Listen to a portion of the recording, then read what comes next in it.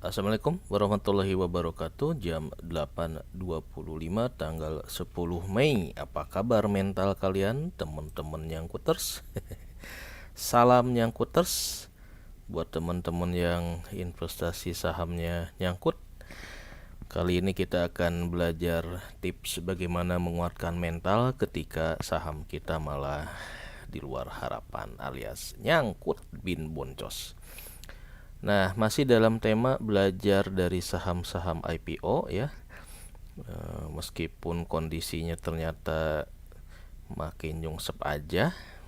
Nah, ini buat yang mentalnya agak-agak goyah nih, bikin mulai terganggu kesehatan mentalnya ya. Yang tadinya kita harapkan naik, ternyata turun. Beda dengan saham IPO lainnya. Dari beberapa saham IPO yang saya amatin ya, ada FVCT, CHIP, IRSX. Si FVCT ini nih paling apes ya. Kalau yang lain ini ternyata meroket semua nih ya. Nah, kenapa yang FVCT ini tidak meroket, yang lainnya meroket? Nah, nanti kita coba gali. Karena ini menarik teman-teman ya. Kondisi keuangan fundamentalnya rata-rata nih ya rada-rada sama lah ya. FVCT, HADS agak-agak sama tapi nasibnya beda. Oke, jadi posisi di minggu kedua Mei ini nih, gara-gara dia nyungsep ini masih 73 ya. Kemarin 70, mungkin minusnya nih lebih nih. Jadi yang tadinya saya average down udah berhasil nih mendekati level 100, malah harus average down lagi. Waduh. Tapi nggak apa-apa. Ini akan kesempatan untuk membuktikan apakah metode average down dengan jurus klasterisasi yang kemarin saya lakukan ini bakal berhasil juga untuk average down di tahap kedua yang harganya si FVCT ini di bawah 100. Oke. Tetap semangat buat yang kejebak di FVCT ya. Selalu ada jalan gitu. Main saham itu atau investasi saham itu naik, harga naik ke atas ada pelajaran yang bisa dipetik, turun juga itu ada pelajaran. Jadi buat para pemain investor saham yang soleh mah ya, ketika turun dia bersabar, ketika naik dia bersyukur, nggak ada ruginya gitu ya. Yang penting itu psikologi kita tetap sehat walaupun boncos ya. Investasi kita terpotong sampai 30 gini nih, ini lumayan juga nih. Kalau psikologinya nggak sehat nih, wassalam gitu ya. Oke, di video sebelumnya kita pernah bahas kenapa si FVCT ini bisa sampai anjlok gitu ya. Ada pelajaran yang bagus banget kalau buat saya pribadi sejak mengamati IPO FVCT, karena saya juga baru mengenal investasi saham dari Januari kemarin. Jadi belajarnya itu dari saham IPO gitu. Nah, ketika kita order IPO, kemudian sekarang tahap evaluasi, menganalisa fundamental, ini banyak sekali pelajaran kalau kita belinya saham IPO, karena kita jadi bisa benar-benar mencermati perilaku yang terjadi di pasar modal. Apa itu bandar, apa itu ya, nggak cuma fundamental saja ternyata yang menyebabkan harga satu saham itu naik atau turun. Nah, si FVCT ini kelihatannya lagi ada di sini. Kemarin kita bahas faktor yang menyebabkan naik dan turunnya harga saham. Semuanya kena, tetapi yang paling penting di sini ya ada panic attack-nya. Ini retail nih panik. Kenapa dia panik? Ini menarik ya. Jadi buat yang nyangkut terus di saham FVCT, tenang saja, saya temenin gitu ya. Yang penting tuh kita tahu nih gimana caranya keluar dari nyangkut terus ini. Nah, ketika nyangkut, pilihan kita ada 3 opsi. Mau hold, nggak ngapa-ngapain, bengong gitu ya. Mau cut loss, bisa. Cut loss itu bukan berarti harus semuanya ya kita jual, cut loss sebagian aja gitu juga itu bisa. Atau kalau duit kita masih banyak, average down lagi kalau memang kita percaya bahwa fundamental si saham itu bagus. Nah, masalahnya kita ini tertarik nggak ngebahas fundamental kan gitu ya. Ada mungkin teman-teman yang investasi sahamnya cuma scalper doang, cuma trading doang, nggak peduli sama fundamental. Nah itu sih yang susah. Kalau yang basicnya explore fundamental ini menarik ya, untuk mencermati belajar dari si FWCT ini. Nah, kemarin kita sempat bahas secara fundamental kenapa dia itu sampai turun. Karena ada apa ya? Ada koreksi dari harapan para si investor, di mana sebelumnya dia ini oversubscribe ya ketika IPO. Nah, ketika IPO sebetulnya ini temanya ya, hati-hati beli saham. Saya udah hati-hati, ternyata jeblok juga gitu. Padahal udah baca prospektus, udah baca fundamental, ternyata ada satu yang luput ya, yaitu keterbatasan akses informasi terhadap kinerja keuangan. Jadi ketika mereka IPO di awal tahun, tengah tahun, ternyata di akhir tahun kondisi global, kondisi makroekonomi berubah, dan kita nggak bisa punya akses kepada kinerja perusahaan, dan perusahaannya juga telat atau mentelatkan atau gimana lah ya, itu ternyata ada efeknya. Nah, jadi dulu ketika IPO dia oversubscribe. Kalau oversubscribe kan berarti ekspektasi dari investor retail itu selangit ya, sampai 300 kali.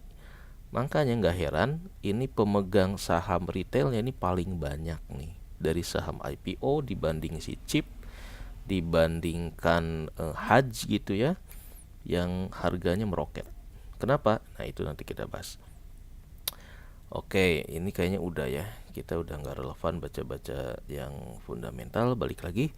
Jadi kita baca tentang psikologinya. Ketika ini harganya 70, udah di bawah IPO nih. Nah, ini harus gimana kita gitu ya.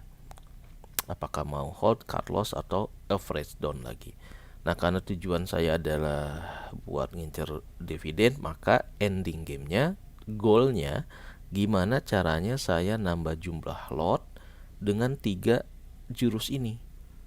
Nah, kalau yang hold artinya kita nggak ngapa-ngapain, berarti kan jumlah lotnya diem ya, nggak berubah.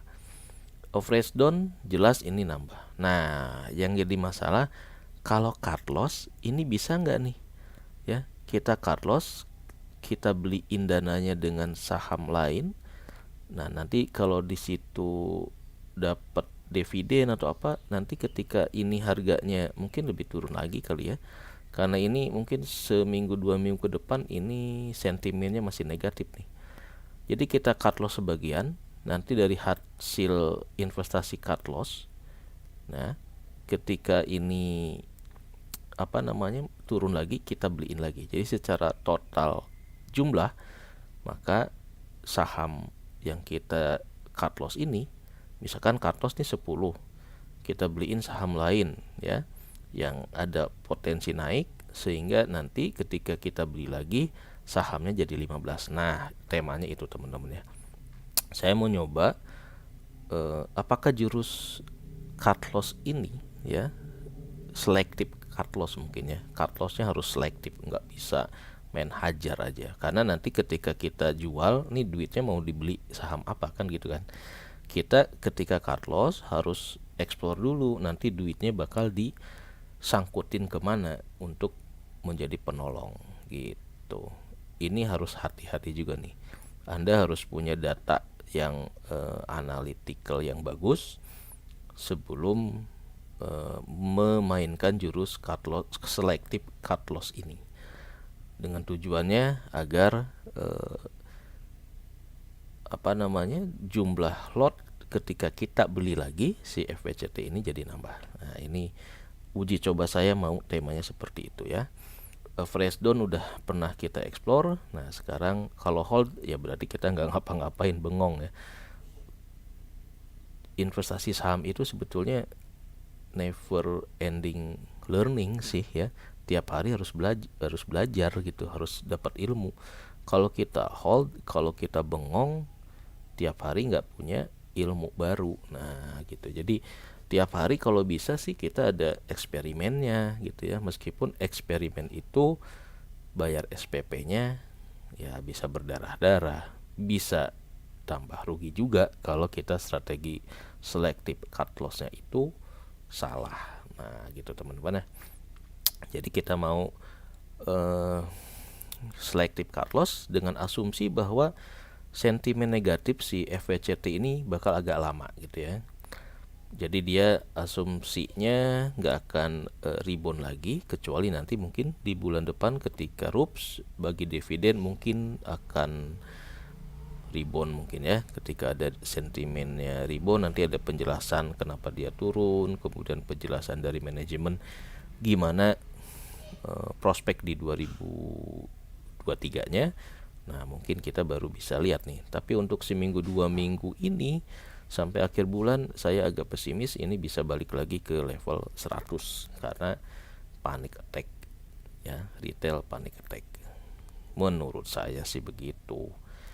Oke, masih dalam grand design-nya ini untuk ngincer gajian di FVCT tetap ya, karena menurut saya fundamental dan makro dari si FVCT ini ya tinggal nunggu momen pasarnya. Karena Amerikanya lagi krisis, mudah-mudahan dia bisa cari pasar baru gitu ya, entah itu ke Timur Tengah, entah itu ke mana lah gitu ya, ke IKN kayak gitu jualannya. Mudah-mudahan ada informasi positif di 2023 ini untuk mengantisipasi anjloknya pasar Amerika.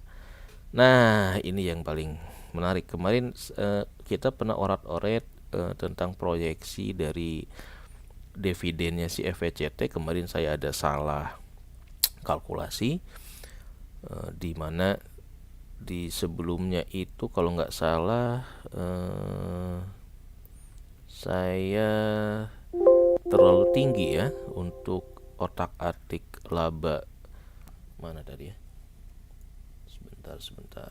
Nah jadi menurut saya hitung-hitungan nih, ini salah nggak tahu benar, tapi kira-kira nih kalau berdasarkan audit report di Q1 2003 kita dapat informasi tentang posisi neraca di Desember. Nah kalau kita orat-oret nih ya, posisinya si ekuitas akhir si FVCT ini sekitar 205. Nah teman-teman bisa ngitung aja kalau posisi ekuitas awal berapa, akhir berapa.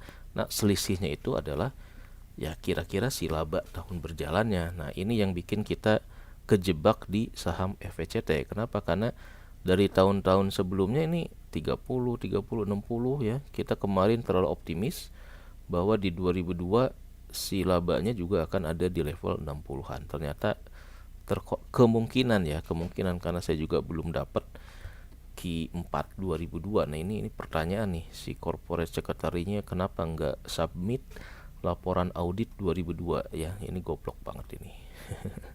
Ya sampai lalai begitu sehingga sahamnya anjlok ya. Nah jadi saya kira-kira nih si labanya FVCT sebetulnya sampai si ending Desember masih positif 14-an. Ini masih gede dibanding si chip ya. Si chip sekarang harganya 1.400 1.700. Sementara ini 14 miliar masih plus yang akan dibagikan sebagai dividen di RUPS bulan depan.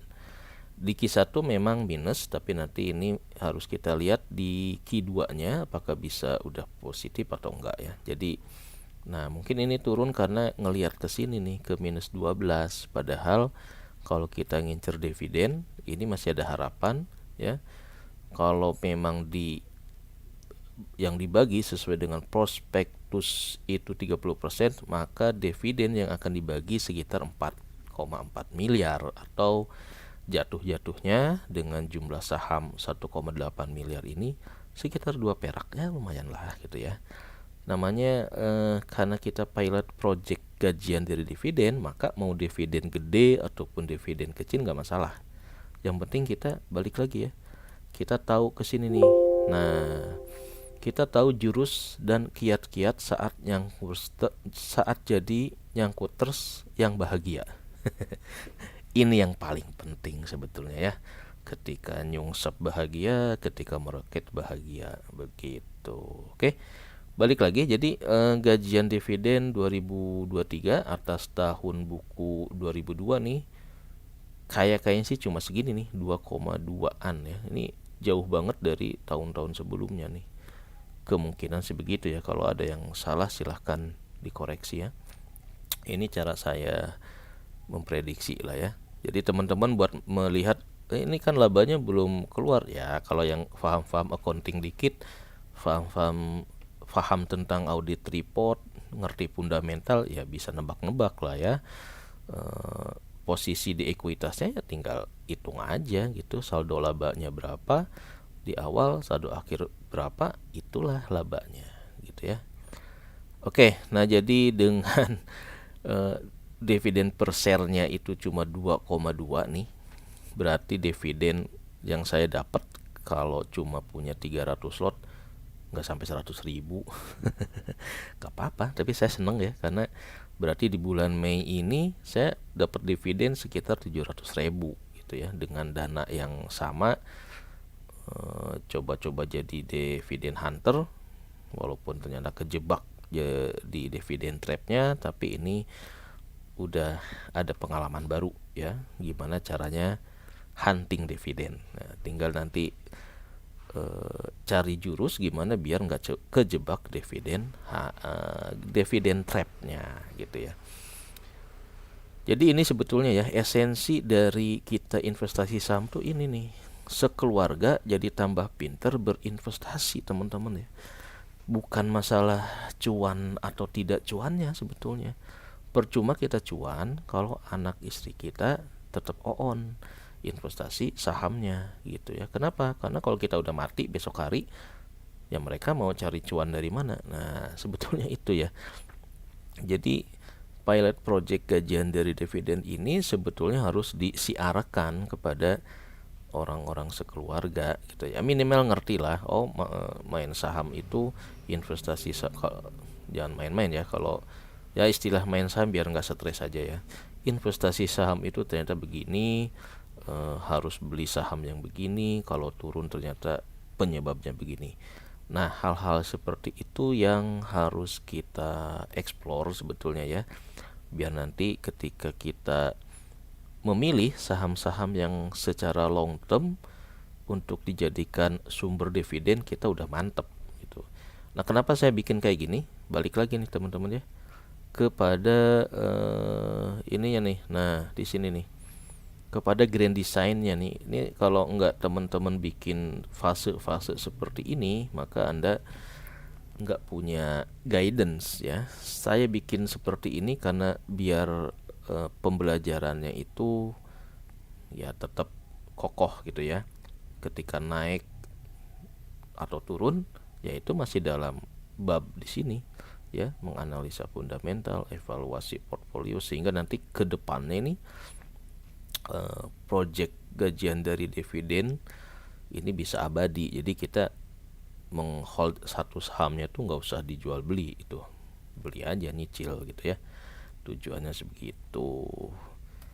Oke, ini udah, ini faktor penyebab turun di postingan sebelumnya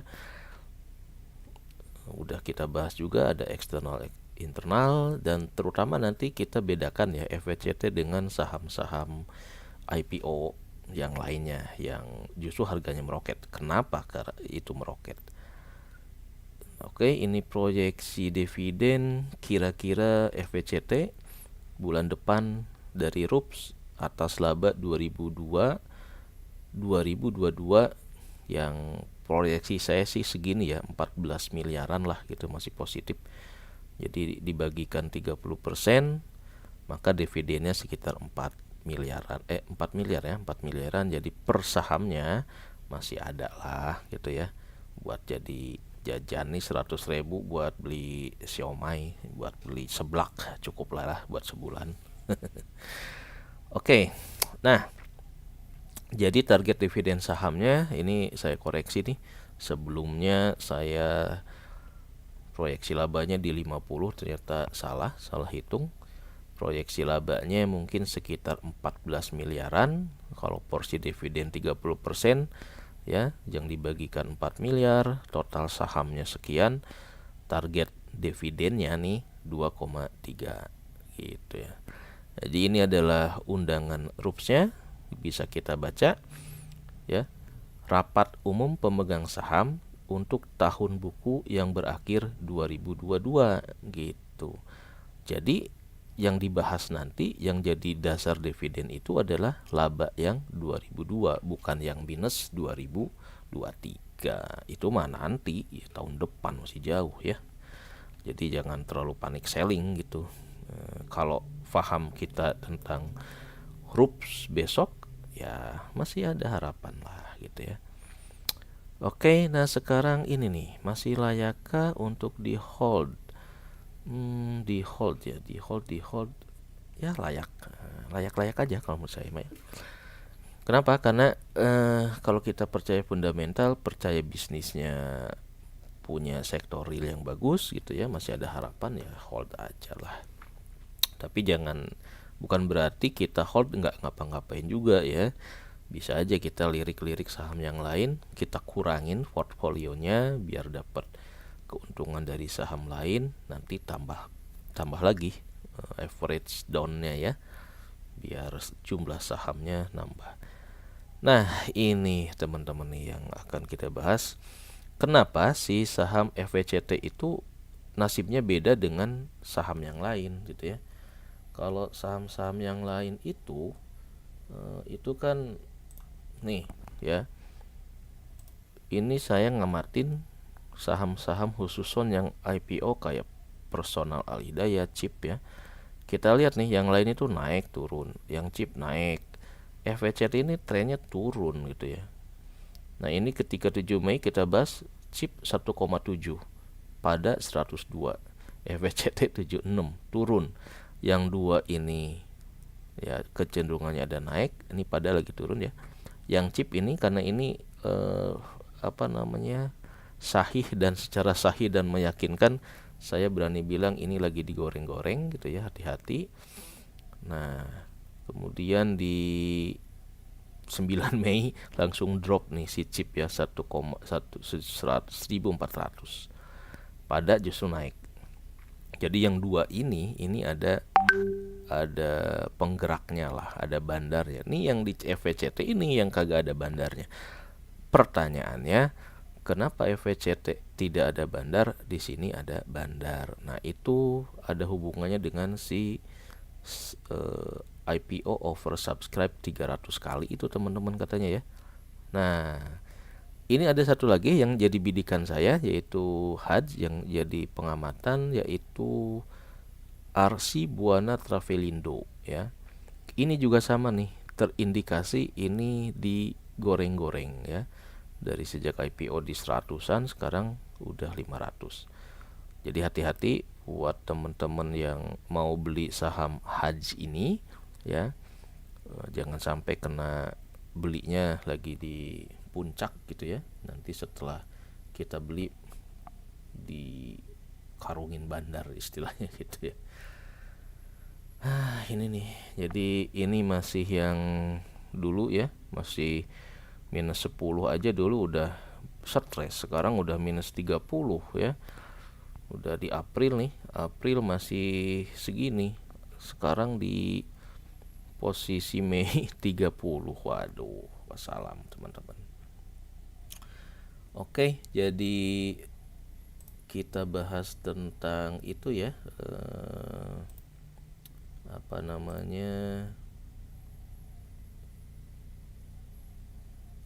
saham yang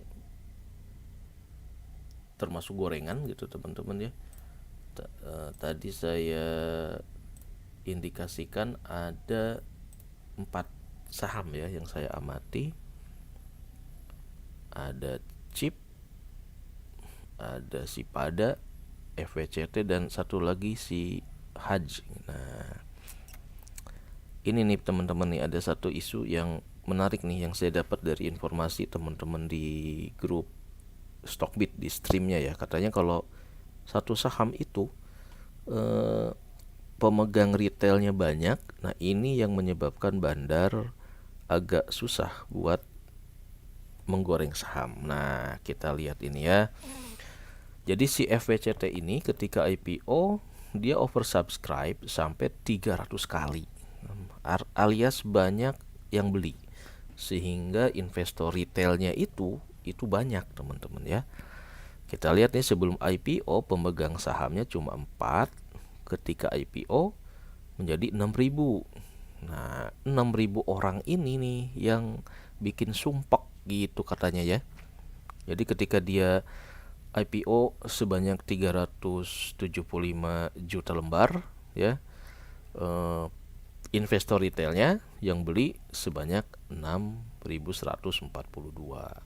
Dibanding chip, nah ini banyak banget gitu. Ini yang menyebabkan kenapa ya ibarat kita naik mobil gitu ya, tenaganya sama mobilnya tapi isinya penuh penumpangnya, jadi yang nggak lincah gitu ya.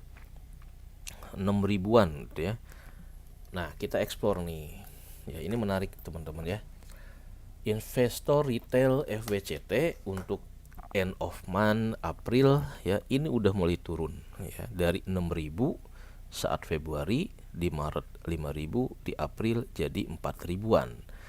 Jadi per 30 April 4.600. Per ending Mei ketika sahamnya tinggal 70 perak, nah ini mungkin bisa jadi lebih dikit lagi nih, banyak yang retail yang jual panic selling. Nah, makanya kebacakan terpetakan gitu ya, kenapa si FWCT itu harganya jadi turun. Nah, ini nih enak nih kalau kita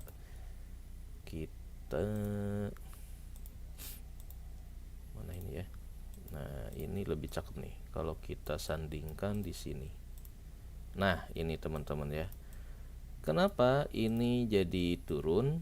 Karena tadi yang ada di sini nih, kita harus lihat faktor saham itu ya, penyebab naik dan turunnya harga saham. Nih, ada poin di sini panic attack atau panic selling lah gitu ya. Ini banyak retail yang jual gitu, makanya dia turun terus. Nah, kalau yang punya duit ini saatnya nampung katanya begitu ya. Mana tadi? Nah, oke di sini ya. Kok rubah? Ini menarik teman-teman ya. Kenapa? Karena saya jadi agak terjawab pertanyaan saya. Ini kenapa nih FWCT ini kok nasibnya beda sama si chip? Si chip meroket, Haj meroket, Pada juga meroket, FWCT malah makin turun. Ternyata katanya ya, salah satu faktornya adalah pemegang retailnya masih kebanyakan, masih gendut gitu. Nah, dengan makin turunnya si saham pemegang saham retail ya, dari 6.000 sekarang 4.600, berarti mungkin nih dalam 3 bulan ke depan ini pemegang sahamnya mungkin udah di sekitar 3.000 atau 2.000. Kayaknya begitu ya. Kalau harga saham si FWCT bakal turun terus. Ini oke nih. Nah, nanti apa yang akan terjadi setelah pemegang sahamnya tinggal 2.000, 3.000? Ya, itulah tuh yang dinanti-nantikan para pemegang saham fundamental ya. Saatnya bandar bakal masuk gitu ya. Kenapa? Karena ruangannya nih ya udah tinggal dikit. Jadi si bandar cuma butuh duit dikit buat ngegoyang-goyang si harga ini. Kita komparasi dengan si chip. Nah, ini chip teman-teman ya. Chip cuma 200 juta sahamnya. Sementara FWCT 375, jadi 2 kali lipat ya. Pemegang sahamnya ketika IPO dia cuma 2.500, sementara chip ini 6.000, 3 kali lipat kan, atau 2 kali lipat lah. Makanya wajar nih si chip ini bisa digoyang-goyang sama si bandar ya. Jadi ini ternyata faktor pemegang saham ini katanya yang menyebabkan satu saham itu bisa digoreng-goreng, dibikin naik peroket ketika sejak IPO, atau terlalu berat, bandar juga milih-milih, wah ini investornya nih kebanyakan nih 6.000, nggak kuat. Kenapa? Karena ketika dinaikin dikit, si investor retailnya langsung take profit. Seperti itu katanya ya, katanya saya juga. Ini katanya para senior di grup stream Stockbit gitu ya. Nah, untuk retail chip ini 200-an nih. Jadi kalau nanti si FWCT itu investornya udah di bawah 3.000, mungkin nasibnya baru deh, bakal meroket-roket ya. Nih, ini si chip di end of April 2.800, di bawah 3.000 ya. Makin turun nih. Kenapa ini ada naik, ini turun? Nah, ini juga yang menarik ya. Mungkin sebagian udah sadar gitu karena harganya udah melonjak terus ya. Ini chip dari 400 menjadi 1.700, tanggal 7 1.700, tanggal 9 1.400. Ini roller coaster. Nah, saham yang roller coaster inilah yang disebut ada bandarnya. Yang cuma begini berarti ini masih namanya apa ya, masih organik lah gitu ya, masih murni, tidak ada yang menyebabkan manipulasi harga gitu ya, masih murni penawaran dan permintaan, nggak dibuat-buat gitu. Kalau chip sama pada, nah ini harus diwaspadai, ada penunggunya atau enggak. Yang satu juga yang saya lagi amati adalah si Haj. Ini juga kelihatannya nih mungkin sama ya, apa namanya, ada lagi penunggunya nih, ataupun nanti teman-teman bisa ekspor sendiri jumlah saham dia berapa, pemegang sahamnya ada berapa. Nah, apakah itu juga sejalan dengan dugaan kita ataupun hipotesa bahwa jumlah investor akan mempengaruhi apakah si suatu saham itu bisa digoyang-goyang seperti ini ya atau tidak. Ini kalau teman-teman perhatikan ya, travel haji yang katanya kantornya cuma di ruko, ini harganya 500. Ini sama dengan si S Hardware gitu yang punya retail seluruh Indonesia. Kan agak-agak lucu gitu ya. Sahamnya Biro ini yang labanya cuma berapa, ini sama dengan saham si S Hardware. Tapi itulah investasi saham, tidak melulu soal fundamental ya, tapi banyak faktor gitu ya. Yang fundamentalnya bagus bisa jeblok harganya, yang fundamentalnya jeblok bisa bagus harganya. Begitu teman-teman ya. Oke, kira-kira bahasan pagi ini merimain kembali bahwa kemungkinan si saham FWCT ini ya seperti ini proyeksi dividennya. Kalau teman-teman hitung dari saldo ekuitas awal di 2002 dan ekuitas akhir di 31 Desember 2002, ini angkanya bisa dilihat di audit report Q1 2023 gitu ya. Jadi target saya nih untuk gajian dividen dari FWCT ini cuma cukup buat beli seblak atau cilok doang ya, tapi dapat segini aja udah lumayan. Oke, mungkin kira-kira temanya seperti itu teman-teman. Jadi nanti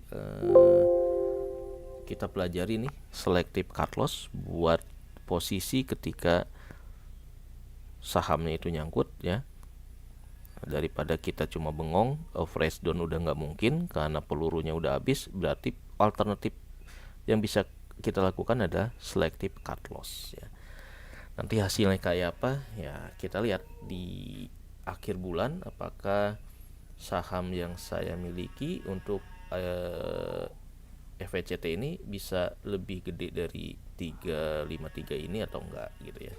Kalau nanti bisa lebih gede berarti selective cut loss-nya itu berhasil gitu ya. Jadi targetnya, karena kita targetnya adalah nambah dividen, ini masih bulan depan kan ya RUPS-nya, jadi masih ada target buat nambah porsi dividen ini dengan cara menambah lot dengan jurus selective cut loss itu. Nah, itu seru kan. Jadi jangan sampai ketika nyungsep kita nggak ngapa-ngapain nih ya. Mungkin kiat-kiat jadi nyangkut bahagianya seperti itu ya. Masih ada yang bisa kita lakukan walaupun si saham FVCT-nya ini turun. Caranya gimana? Tadi udah saya bahas ya. Kita bisa jual nih sebagian, kita cut loss, terus bisa aja nih kalau berani teman-teman beli ke si Haji ini yang lagi digoyang-goyang ya. Ini masih naik dan mungkin belum sampai ke suspend 1, suspend 2, jadi kemungkinan bakal terbang terus gitu ya. Tapi nggak tahu. Ya, itu namanya spekulasi, bisa juga naik, bisa juga turun. Yang jelas daripada kita bengong, kita harus melakukan action biar porsi yang 335 lot ini di akhir Mei nanti sebelum RUPS bisa jadi nambah ya, minimal di atas 400 lot lah target saya ya, nggak banyak-banyak. Oke, demikian teman-teman, semoga bermanfaat. Udah jam berapa ini? Wah, udah jam 9 ya. Saatnya kita mantau pergerakan pasar. Wassalamualaikum